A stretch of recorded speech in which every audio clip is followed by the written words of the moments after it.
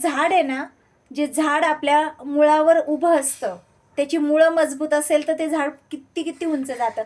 तसंच आपलं जे शिलाई काम आहे ना, ते मेजरमेंटवर उभं आहे. नमस्कार, मी कविता स्वागत करते तुमचं सगळ्यांचं माझ्या यूट्यूब चॅनलमध्ये. तर आपण आहे ना, आज आहे ना बघा, कोणत्या अशा 5 चुका आहे की त्याच्यामुळे आपलं आहे ना शोल्डर डाऊन होतं आणि आर्महोलमध्ये चुन्या पडतात. ही कोणती अशी 5 कारणे आहे ती आज आपण बघणार आहोत. तर सगळ्यात पहिलं कारण आहे ना, हे बघा, सगळ्यात पहिलं कारण म्हणजे माप. आपण जेव्हा मेजरमेंट घेतो ना, तर ते मेजरमेंटच आपण कधी कधी चुकीचं घेऊन टाकतो. चुकीचं म्हणण्यापेक्षा ना कधी कधी काही मेजरमेंट घेण्याचे आपण विसरून जातो. जसं की शोल्डरचं मेजरमेंट, आर्महोलचं मेजरमेंट, ही मेजरमेंट आहे ना खूप महत्त्वाची असतात. तर ती आपण आहे ना सहसा अंगावर आहे ना घेतच नाही. आर्महोलचं माप तर सहसा घेतलंच जात नाही. जेव्हा आपण बाहीचं माप घेतो तेव्हा बायसेपचं माप पण आपल्याला घेतलं पाहिजे. तर हे पहिलं आपली चुकी इथं होते. जसं एक झाड आहे ना, जे झाड आपल्या मुळावर उभं असतं, त्याची मुळं मजबूत असेल तर ते झाड किती किती उंच जातं. तसंच आपलं जे शिलाई काम आहे ना, ते मेजरमेंटवर उभं आहे. जर मेजरमेंट प्रॉपर असेल, व्यवस्थित घेता आलं ना, तर आपण कटिंग एकदम प्रॉपर पद्धतीने करू शकतो. त्यामुळे मेजरमेंट घेणं खूप खूप खूप महत्त्वाचं आहे. तर दुसरी गोष्ट म्हणजे हे बघा, जेव्हा डीप नेक असतो ना, तेव्हा जास्त करून शोल्डर उतरण्याच्या समस्या येत असतात. तर डीप नेकमध्ये आपल्याला शोल्डरमधून, फुल शोल्डरमधून काही कमी करावं लागतं. तर आपल्याला ते किती कमी, गळ्याच्या ह्या लांबीनुसार आपण किती कमी केलं पाहिजे ते सुद्धा आपल्याला माहिती असणं खूप गरजेचं असतं.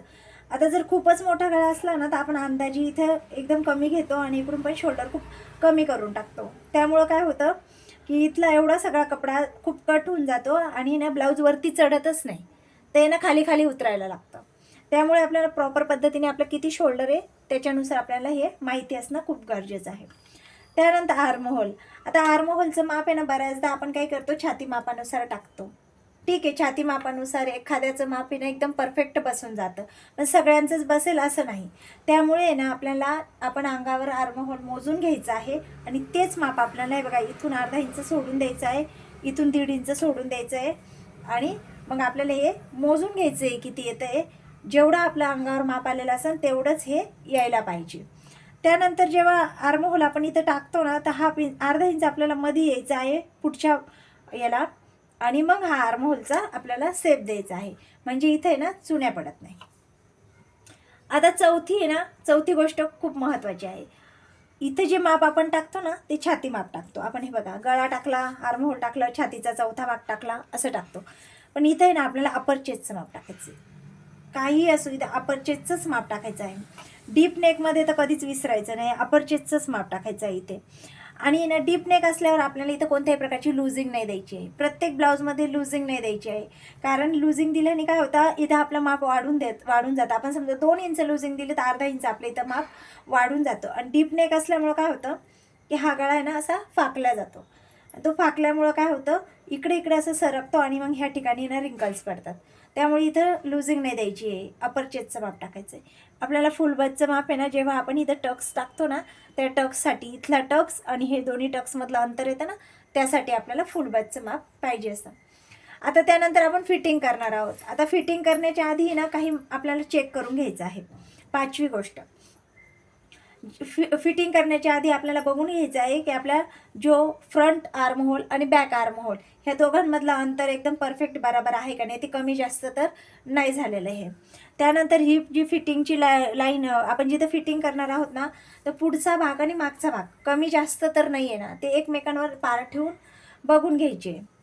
त्यानंतर जेव्हा आपण आय हुकची पट्टी लावतो ना, तर ती आय हुकची पट्टी पण खालीवर तर नाही झालेली आहे ना, गळा व्यवस्थित गळा कट केलेला आहे ना, तो बघून घ्यायचा आहे. शोल्डर आपलं एक खालीवर तर नाही आहे ना, हे पण बघून घ्यायचं आहे. कारण शोल्डर जर थोडं खालीवर असलं ना, तर त्याच्याने सुद्धा आपला गळा एका साईडनी उतरतो. त्याच्यामुळे हे पण बघून घ्यायचं आहे. त्यानंतर पुढचा भाग आणि मागचा भाग कमी जास्त होऊ शकतो, कारण आपण पुढच्या भागामध्ये टक्सनुसार आपण वाढवलेलं असतं, तर तो जास्त असू शकतो. तर ते पण बघून घ्यायचं आहे आणि जेवढा पण एक्स्ट्रा असेल कपडा, तो सगळा आपल्याला व्यवस्थित कट करून आणि मगच आपल्याला फिटिंग करायची आहे. आता इथं जी 1.5 इंच आपण मार्जिन सोडली ना, बाहीला पण 1.5 इंच आपल्याला आपण मार्जिन सोडतो. तर ती मार्जिन आणि ही मार्जिन दोन्ही एकमेकांवर आपल्याला ठेवून बघायची आहे की 1.5 इंच ती मार्जिन आणि ही मार्जिन बराबर आली पाहिजे. म्हणजे इथं आहे ना, इथं बराबर आलं पाहिजे. म्हणजे जी आपण शिलाई मारू ना तर ते जॉईंट आहे ना एकमेकांजवळ येतील, आपल्याला खालीवर होणार नाही. आणि ही फिटिंगची लाईनसुद्धा आपली सरळ येईल.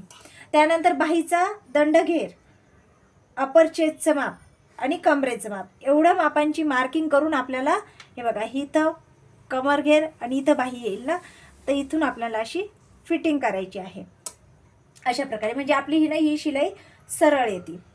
तर आशा करते की तुम्हाला हे सगळ्या टिप्स लक्षात आल्या असेल. तुम्हाला जर व्हिडिओ आवडला असेल तर व्हिडिओ लाईक करा. तुम्ही अजून माझ्या चॅनलला सबस्क्राईब नसेल केलं तर चॅनलला सबस्क्राईब करून घ्या. व्हिडिओ हा शेवटपर्यंत बघितल्याबद्दल खूप खूप धन्यवाद.